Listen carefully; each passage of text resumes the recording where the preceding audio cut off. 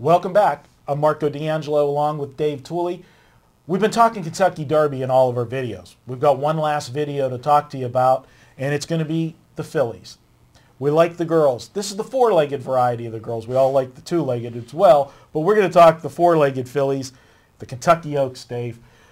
Friday, this is the race, it's the equivalent of the Kentucky Derby, but as I said, it's for the fillies, and they get their center stage as well. It's a good race. There's definitely a standout in the race on paper. That horse is Joyful Victory. 5-2 on the morning line, draws the rail. Not a problem with the rail in the Kentucky Oaks like we've talked so much about in the Kentucky Derby. One, that it's a 13-horse field, I believe, so you're not going to have that cavalry charge that you have in the Derby with a 20-horse field. And the horse has some tactical speed to get away where she wants to. What's your thoughts on the Kentucky Oaks? And I'll tell you mine. Yeah, actually, like you mentioned, the post position, the Oaks is a mile and an eighth, so they start on the main part of the stretch. Whereas in the Derby, they actually start behind the turn, and the first horses actually, if they ran straight in, they would run into the rail. They actually have to cut over. So yeah, the one post, not a detriment, and probably the place she wants to be. Shortest trip around the track. Among the top contenders, the one I actually like better is number 4, Cathman Blue. We talked about in the Derby videos about a beaten favorite in the last race, and then coming up to the big race. Yeah, Cathman Blue, 3 straight wins before losing the Ashland. Kind of gets us a little bit better price here, and I think can definitely hold that price. Well, Cathman Blue is actually my second choice here, and 2 good points about the horse that will make you probably like it even more. One, going back and looking at that beaten favorite race, was the Ashland Stakes. This horse was wide most of that race, 5 wide in the last turn. So again, you talked about, with the rail, the shortest distance between 2 points. This horse didn't have that. And what people, don't realize is that, horse racing, there's not a lot that separates these horses. I mean, there's going to be big margins. Sometimes you see these big wins and that. But in most of the times, it's a small margin. And when you're traveling 5 wide through a turn, when you're making your move, you're giving up so much ground to that horse on the rail. And this horse was able to almost run down, the horse on the front end that was a modest fractions. They didn't go speed duel. So not only did she have to come from behind, she had to do it wide. She had to do it into, not fast fractions. So whenever you're a closer, if they didn't go fast at the beginning of the mile, they've got a lot left at the end of the mile, which makes it tougher for the closer to make up that ground that they've spotted them. So I think with a more honest pace and a cleaner trip, she is definitely a factor. One other factor from that race in the Ashland, she didn't have a regular jockey in that race. Gets them back today. That, I think, might have been part of the reason why she was so far out of the race in the Ashland. So 2 important points that gives her the opportunity to move forward. So definitely a horse to be considered. The horse I'm looking to upset the apple cart, so to speak, Joyful Victory. I mean, on paper, this horse is a standout. Last 2 races won by nearly 16 combined lengths. It's crushed all competition this year. But the question is the competition that she's crushed.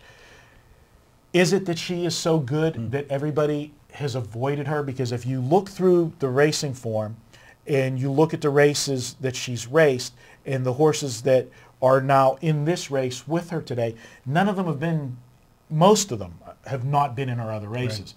Was that by design? Were they scared of her and they were avoiding her, and now you don't have a choice? It's the biggest race for fillies, so you got to come. That's probably the case, but now she won't be as dominating as you've seen in those last couple races because the rest of the field is going to be much better caliber. So we'll see what she can do. The horse that interests me is number 3, Summer Soiree, and this is a team, I talked about one of their horses in the Kentucky Derby, Team Valor. This is a powerhouse ownership group in thoroughbred racing. And they're not afraid to spend money. They're not afraid to spend money buying yearlings. They're not afraid to buy horses after they've established who they are. And that's the case with this horse. Summer Soiree, in its last race, the Bourbonnette Oaks at Turfway Park, commanding win, wins by 10 3/4 lengths. After that race, they buy this horse. You know I don't know what the figure was, but you know it was a big figure to buy a horse of this caliber at this point. Generally speaking, you're not going to spend that kind of money on a horse unless you feel that horse still has more to go. It's not done yet. You can improve maybe on the trainer or with your jockey, whatever.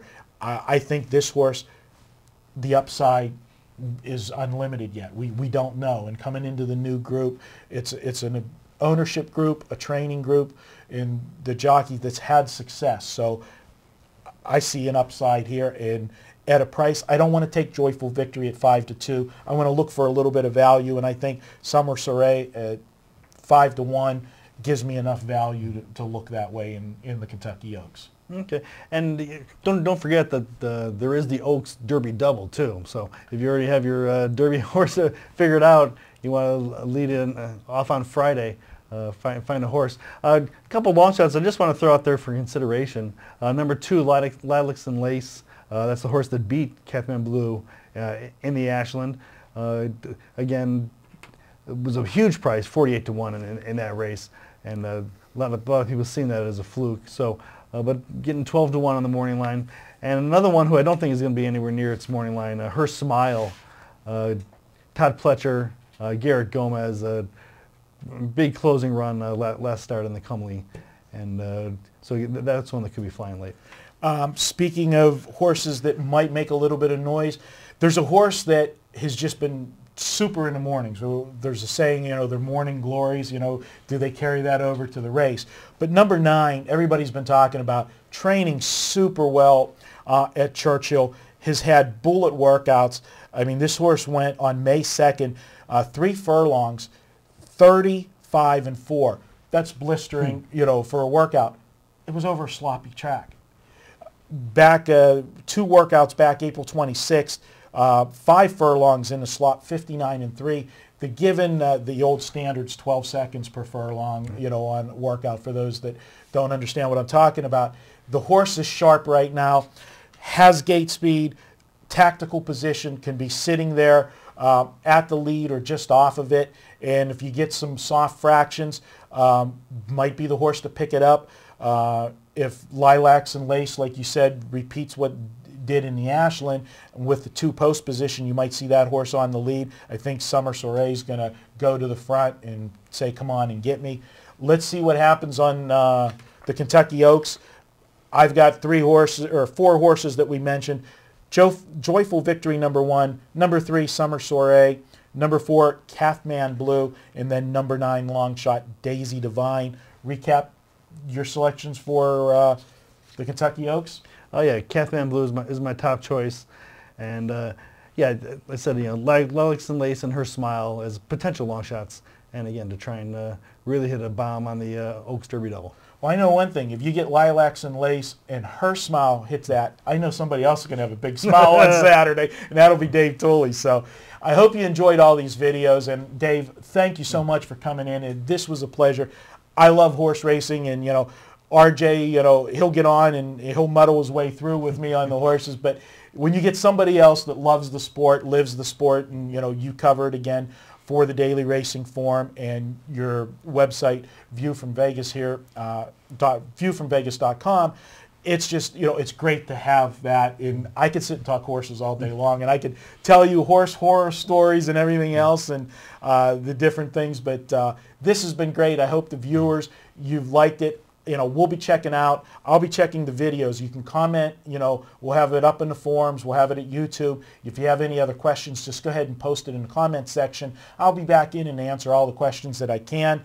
And again, for Dave Tuley, I'm Marco D'Angelo. This has been a Pregame.com production, our coverage of the 2011 Kentucky Derby. Enjoy the race on Saturday. Don't have too many mint juleps, but cash some tickets.